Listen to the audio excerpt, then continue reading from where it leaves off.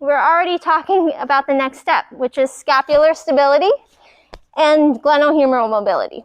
So the socket part of the shoulder is actually the shoulder blade.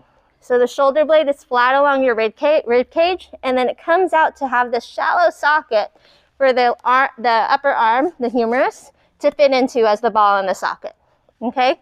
And so you need this to help with this. If any of you had like gone to the store and everyone gets too many groceries, even if you go and you get like 5, you're planning to get 5 things, then you have these heavy bags and there's so much more to pull down and pulls down on your shoulder. It is so much harder to hold here than, let's say, if you're holding something a little bit closer. So if you were to stack your shoulders back and have something pull down, so if you want to come here, stand up. You can stay here. Now, let your shoulders kind of slump forward and round down. Do you have any shoulder injuries or anything? Ish? Okay, I will lightly pull. Okay, so from here, I'm going to pull down and let me know, do you feel that pull into your shoulders? Mm-hmm. Where? Okay, so kind of right around the shoulder joint through here. Now, roll your shoulders up and stack back. Now hold that there, lightly engage this and pull. Do you feel the same? We're going to work on some of this scapular stability and mobility, because with the stability you have to use those muscles, okay? So one of the ways you can do it is, again, on all fours, but this time we're going to be fully on all fours. Wrists under shoulders and knees under hips. What we're going to do is called scapular cars. They're called controlled articular rotations, and you're going to be generating force and movement through the whole circle and movement of the shoulder blade.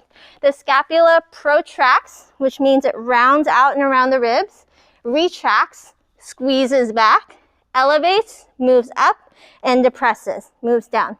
There's also some form of upward and downward rotation. When you move your arm and you move your shoulder at that joint, the shoulder blade must move with it.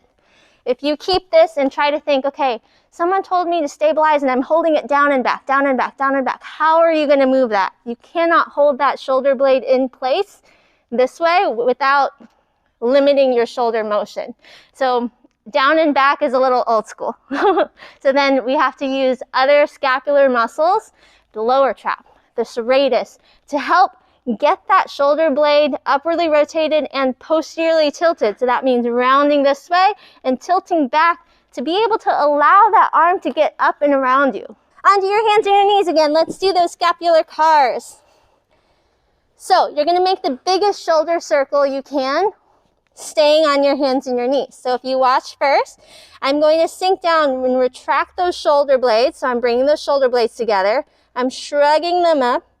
I'm pressing down into the floor to protract them and then dropping them down. So I'm making a big circle with my shoulder blades.